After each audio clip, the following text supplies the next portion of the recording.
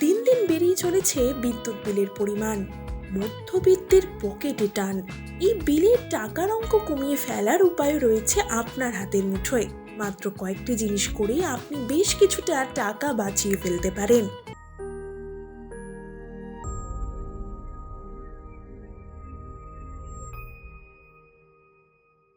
বিদ্যুতের খরচ কমানোর সবচেয়ে ভালো উপায় হচ্ছে বিদ্যুৎ সাশ্রয়ী জিনিস ব্যবহার করা, অর্থাৎ যাতে বিদ্যুৎ খরচ কম হয়। যেমন এলইডি বাল্ব।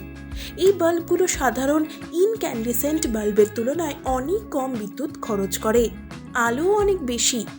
রেফ্রিজারেটর এবং এয়ার কন্ডিশনার অর্থাৎ এসি ব্যবহারের ক্ষেত্রে খেয়াল রাখা উচিত সেগুলো যাতে বিদ্যুৎ সাশ্রয়ী ইনভার্টার প্রযুক্তির হয়। মিটার নিয়মিত পরীক্ষা করুন।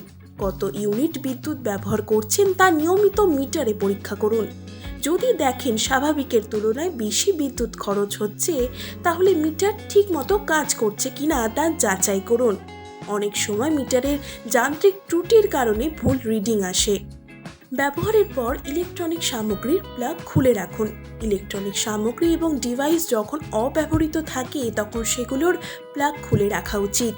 অনেক ডিভাইস স্ট্যান্ডবাই মোডে থাকা সত্ত্বেও কিংবা বন্ধ করলেও বিদ্যুৎ খরচ করতে থাকে। এজন্য কোনো বৈদ্যুতিক সামগ্রী ব্যবহার বা চার্জ করার পর অবশ্যই সকেট থেকে প্লাগ খুলে রাখুন।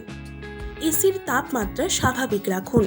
এখন প্রচণ্ড গরম পড়ছে, তাই সবাই স্বাভাবিকের তুলনায় বেশি এসি ব্যবহার করছেন। কিন্তু এসি বেশি ব্যবহার করলেই যে অনেক বেশি বিদ্যুৎ বিল দিতে হবে এমন কোনো কথা নেই। এসির তাপমাত্রা 26 ডিগ্রি বা তার ওপরে রাখুন। একই সঙ্গে এসি নিয়মিত পরিষ্কার করুন এবং সার্ভিসিং করান। অনেক সময় দীর্ঘদিন সার্ভিসিং না করালেও এসি বেশি বিদ্যুৎ খরচ করে। প্রাকৃতিক হাওয়া চলাচল ব্যবস্থাকে গুরুত্ব দিন। দিনের বেলা প্রাকৃতিক আলো বাতাস প্রবেশের জন্য জানালা এবং দরজা পুরোপুরি খুলে দিন। আপনার বাসা যদি দক্ষিণমুখী হয় তাহলে এটি খুব ভালো কাজে দেবে। সূর্যের আলো এবং তাপ সরাসরি ঘরে প্রবেশ বন্ধ করতে ভারী পর্দা বা গাছপালাও ব্যবহার করতে পারেন। এর ফলে আপনার কক্ষের তাপমাত্রা নিয়ন্ত্রণে থাকবে। কক্ষ শীতল রাখতে সারাক্ষণ এসি বা ফ্যান চালাতে হবে না। বাড়িতে তাপ নিরোধক নানান জিনিস ব্যবহার করুন। সামগ্রিক তাপমাত্রা হ্রাস করার জন্য বাড়ির দেওয়াল, ছাদ ও মেঝেতে তাপ প্রতিরোধী উপকরণ ব্যবহার করতে পারেন। ফলে তাপমাত্রা কমানোর জন্য বাড়তি বিদ্যুৎ ব্যয় করতে হবে না। ফাইবার গ্লাস, সেলুলোজ ফোম সহ অন্যান্য জিনিসকে তাপ নিরোধক উপকরণ হিসেবে ব্যবহার করা যেতে পারে। এইসব তাপ নিরোধক উপকরণ সঠিকভাবে ব্যবহার করে বাসার তাপমাত্রা নিয়ন্ত্রণে রাখা সম্ভব। সাশ্রয়ী অভ্যাস করে তুলুন। আমরা অনেকেই রুম থেকে চলে যাওয়ার সময় লাইট এবং ফ্যান বন্ধ করতে ভুলে যাই। এই অপচয়ের অভ্যাস পরিবর্তন করে সাশ্রয়ী জীবনযাপন অভ্যস্ত করতে পারলে অনেক বিদ্যুৎ সাশ্রয় করা সম্ভব।